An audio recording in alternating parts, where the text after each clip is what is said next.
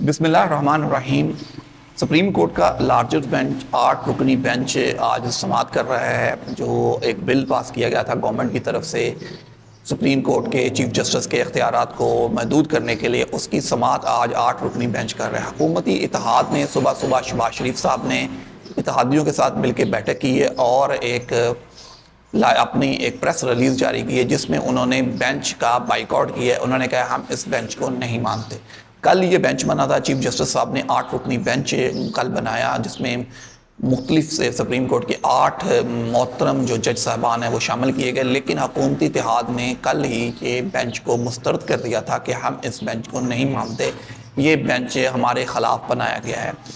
अब हुकूमती इत्तेहाद जो बुखलाहट का शिकार है, शहबाज शरीफ साहब इस टाइम फुल बुखलाए हुए हैं, हुकूमत को बिल्कुल समझ नहीं आ रही। एक तरफ जो कानून साजी की गई है उस पर बेंच बनता है और दूसरी तरफ कल चीफ जस्टिस साहब ने तमाम जो स्टेक होल्डर थे इलेक्शन के, जिनको हुक्म दिया गया था, उनको अपने चैम्बर में आज बुला लिया है, जिसमें चारों सेक्रेटरीज़ हैं, मेरा ख्याल है चारों सेक्रेटरीज़ को बुलाया गया है और स्टेट बैंक के नुमाइंदे को भी बुलाया गया है। आए बताएं कितने पैसे के इलेक्शन की हुकूमत ने अदालत के हुक्म को क्यों नहीं माना, ये उन्होंने आज कहा है कि हमें बताया जाए। अब देखना ये है कि 14 मई जो कि फाइनल डेट है इलेक्शन की, क्या उस पर इलेक्शन होते हैं कि नहीं होते। एक तरफ हुकूमत के लिए मुश्किल खड़ी हो चुकी है, जो उन्होंने कानून साजी की है उस पर एक मुश्किल खड़ी हो चुकी है हुकूमत के लिए। एक 8 रुकनी बेंच उस पर समाअत कर रहा है और वो कानून साजी को क्या कालादम करार दिया जा सकता है कि नहीं दिया जा सकता। कल ही इस पे बहस चल रही थी कि अभी कानून बना नहीं है तो क्या उससे पहले इस पे सुप्रीम कोर्ट बेंच बना सकता है, उस पर समाअत कर सकता है। तो मोहतरम बहुत से कानूनदानों ने कहा कि जी बिल्कुल, अगर वो कानून बना नहीं तो कानून बन जाएगा, तो उस कानून पे बहस की जा सकती, कानून पे चीफ जस्टिस बेंच बना सकते हैं, समाअत के लिए मुकर्रर किया जा सकता है। आज उसकी समाअत होगी। हुकूमत पहले ही उसको मुस्तरद कर चुकी है, हुकूमत कह रही है हम इस बेंच को ही नहीं मानते। तो हुकूमत तो अपने ताई डटी हुई है, हुकूमत अब हुकूमत डट के खड़ी है। तो इसका क्या नतीजा निकलता है? इसका नतीजा शायद ही शहबाज शरीफ की नाअहली बने। हुकूमत को बिल्कुल समझ नहीं आ रही, हुकूमत इस टाइम जिस तनाज़ुल में चली हुई है उसको समझ नहीं आ रही। एक तरफ उनके सर पे तलवार चल रही है इलेक्शन की, उन्हें इलेक्शन करवाने पड़ेंगे, इलेक्शन के फंड देने पड़ेंगे। दूसरी तरफ जो कानून साजी की है उस कानून साजी पे भी बेंच बन गया है। हुकूमत जिनकी तरफ देख रही है वो उनको मदद के लिए नहीं आ रहे, शहबाज शरीफ की कुर्बानी देने के लिए जो तैयार थे। अब देखते हैं क्या है। 17 को वकला कॉन्फ्रेंस हो रही है, वकला कन्वेंशन हो रहा है सुप्रीम कोर्ट की बिल्डिंग में। सुप्रीम कोर्ट में आज कल रात एक मुख्तलिफ बार जो लाहौर सुप्रीम कोर्ट बार है, या मेरा ख्याल है दूसरी बार ने कल कहा था कि हम आज हड़ताल करेंगे, मुख्तलिफ अदालतों की हड़ताल करेंगे, बार सारी हड़ताल पे जाएंगी। लेकिन यहाँ भी डिवीज़न है, बहुत सी बार ने इस हड़ताल को मानने से इनकार किया। लाहौर बार ने इसको मानने से इनकार किया। अदालतों की कार्रवाई की बहस चल रही है और ये हड़ताल भी वापस कॉल हो चुकी है, ये हड़ताल कामयाब नहीं हुई।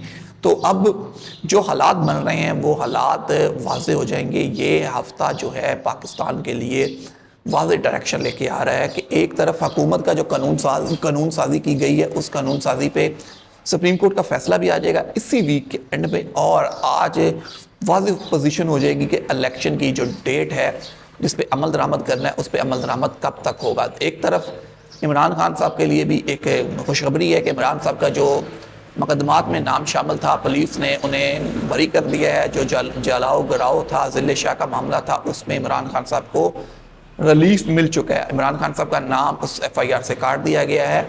तो एक तरफ इमरान खान साहब को रिलीफ मिलना शुरू हुआ है तो दूसरी तरफ हुकूमत की मुश्किलात बढ़ती जा रही हैं। हुकूमत इस टाइम हुकूमत को मुश्किलात ने घेर लिया है।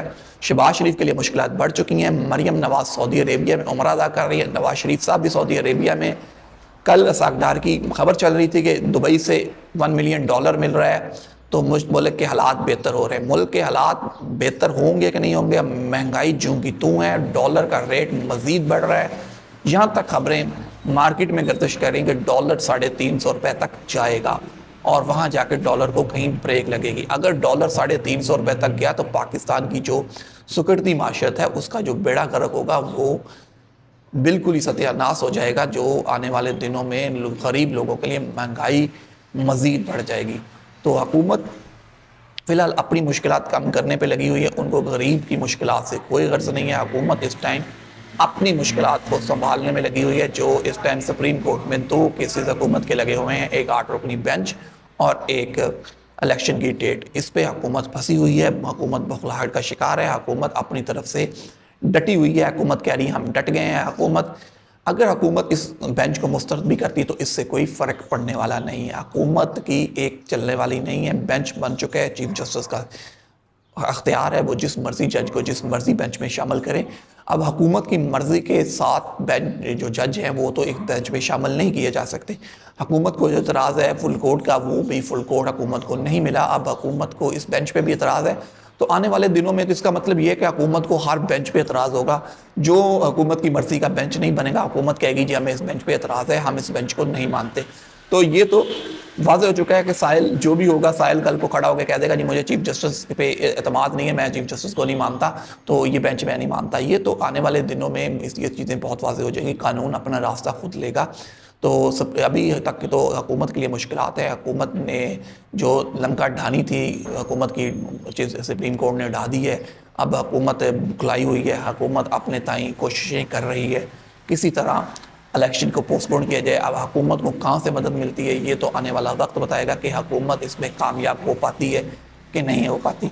फ़िलहाल के लिए तो अभी आज का दिन अहम है, कल का दिन इससे भी ज़्यादा अहम है, अगले 2-3 दिन बहुत अहम है। संडे तक, तकरीबन संडे तक पोजीशन वाज़ेह हो जाएगी, इलेक्शन की पोजीशन भी वाज़ेह हो जाएगी और इस बिल की पोजीशन भी वाज़ेह हो जाएगी और हुकूमत कहाँ खड़ी है ये भी संडे तक फैसला हो जाएगा। पाकिस्तान में सैटरडे संडे 2 दिन खबरों के लिए बहुत अहम होते हैं। छुट्टी के दिन पाकिस्तान में खबरों के लिए सबसे अहम होते हैं। सैटरडे संडे को खबरें निकलेंगी और सैटरडे संडे को पता चलेगा कि हुकूमत पे हुकूमत की लंका ढलती है कि हुकूमत नहीं ढलती, क्या कोई इत्तेहादी इसी सना में फ़रार हो जाता है। अभी ये आने वाला वक्त है, कबल वक्त की बातें हैं। इस्लामाबाद में तो बहुत चमन गोइयाँ हैं, तो आने वाले दिनों में ये चमन गोइयाँ सच्ची साबित होती हैं कि नहीं साबित होती, ये तो आने वाला वक्त करेगा। ये वक्त दूर नहीं है, आने वाले मज़ीद 2 दिन में हम कह रहे हैं संडे तक बहुत सी चीज़ें क्लियर हो जाएगी। मंडे को आपको एक पिक्चर का दूसरा रुख नज़र आना शुरू हो जाएगा। तो मंडे तक के लिए अभी देखते हैं कि क्या खबरें अगले 2 दिन में क्या खिचड़ी पकती है और क्या खिचड़ी पक के सामने आती है, ये तो अगले 2 दिन में पता चल जाएगा। आज के लिए फ़िलहाल इतना ही, मुझे दीजिए इजाज़त। अपना अपने दोस्त सबक का बहुत सा ख्याल रखिएगा। अल्लाह हाफिज़।